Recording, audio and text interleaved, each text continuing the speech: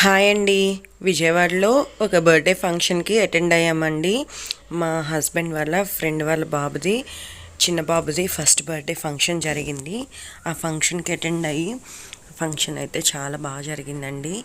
Food అది taste కూడా చాలా బాగుంది. రిసీవింగ్ చాలా బాగుంది. అక్కడ బాబు చాలా క్యూట్గా అనిపించారు.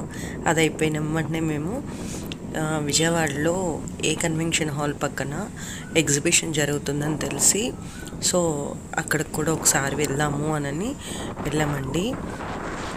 ఏ కన్వెన్షన్ హాల్ పక్కనేనండి ఎగ్జిబిషన్ అయితే.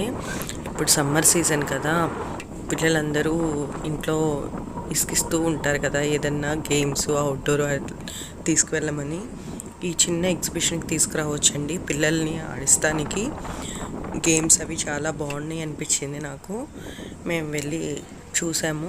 ఇది థీమ్డ్ ఎగ్జిబిషన్ అండి. ఎగ్జిబిషన్ దగ్గరికి వచ్చేసాము. ఇది RRR కాన్సెప్ట్స్తో ఎగ్జిబిషన్ పెట్టారండి. బళ్ళు కూడా లోపలే పార్కింగ్ అండి. బయట కూడా పార్క్ చేస్తున్నారు, కానీ మనకి లోపల ఫెసిలిటీ ఉన్నప్పుడు లోపలే పార్క్ చేసుకోవచ్చండి. ఛార్జ్ వచ్చి 30 రూపీస్ తీసుకున్నారు బైక్కి. బైక్ లోపల పార్క్ చేసేసి తర్వాత టికెట్ తీసుకున్నామండి. ఎంట్రన్స్ టికెట్ వచ్చి పర్ పర్సన్ 60 రూపీస్ పడిందండి. 3 ఇయర్స్ కన్నా పెద్దవాళ్ళు 3 ఇయర్స్ బేబీ కాడ నుంచి ఎవరైనా సరే 60 రూపీస్ టికెట్ అయినండి.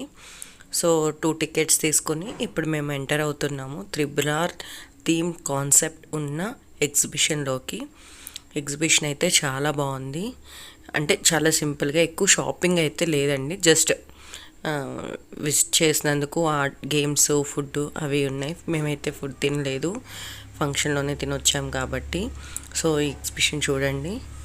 అంతా RRRలో మెయిన్ సీన్స్ కాన్సెప్ట్ తీసుకొని చేశారు ఎగ్జిబిషన్ని.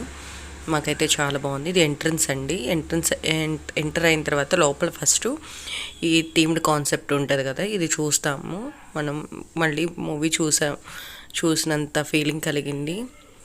ఒక 10 మినిట్స్ అక్కడ ఉండి అన్నీ చూసి కాన్సెప్ట్స్ తర్వాత మనము షాపింగ్ సైట్కి ఎంటర్ అయిపోయాము. ఇదిగోండి, ఇవన్నీ చాలా బాగుంది అనిపించింది నాకైతే. నెక్స్ట్ ఏమంటే మేము షాపింగ్ సైడ్ ఎంటర్ అయిపోగానే దుప్పట్లు, బెడ్షీట్స్ అవన్నీ ఉన్నాయండి. Towels, bedsheets. సో అవి జస్ట్ ఓన్లీ చూసాం కానీ ఏమీ తీసుకోలేదండి. నేను ఈసారి ఎగ్జిబిషన్లో ఓన్లీ విజిట్ చేసింది కళ్ళతో చూసి మీకు చూపిద్దామని చెప్పి వీడియో తీశాను. ఇవి వచ్చేసి hand bags, clips, rubber bands, safety pins అవన్నీ ఉన్నాయి ఆ షాప్లో. సో ఇది రెగ్యులర్గా చూసేదే కానీ పెద్దగా నేనేమీ డీప్గా చూపించలేదు. 10 రూపీస్ ఐటమ్స్ అంటే 100 రూపీస్ హైయెస్ట్ కాస్ట్ అంతవరకే ఉన్నాయండి. ఈచ్ వచ్చేసి ఫిక్స్డ్ ప్రైజింగే పెట్టేశారు, నో బార్గెనింగ్. ఇది వచ్చేసి చిన్నపిల్లలు ఆడుకునే బొమ్మలు, స్టిక్కర్స్ అవన్నీ ఉన్నాయి. నాకైతే ఈ బొమ్మ భలే అనిపించింది చూడంగానే. చిన్నప్పుడు బాగా ఆడుకునేవాళ్ళం ఈ బొమ్మతో మేము. నాకు మళ్ళీ ఆడాలనిపించింది. వాళ్ళు తీసి మళ్ళీ సరి చేసి ఇచ్చారు. ఒక 2 మినిట్స్ ఆడి అక్కడ పెట్టేసేసి మిగతావన్నీ షూట్ చేస్తూ ఉన్నాను. దీని తర్వాత మనకి కాయిన్స్ కలెక్షన్ వచ్చింది. ఇవి వచ్చేసి రూబీస్ ఎమరాల్డ్స్ అండి. రూబీస్ ఎమరాల్డ్స్ కూడా నార్మల్వే, తక్కువ ప్రైసింగే.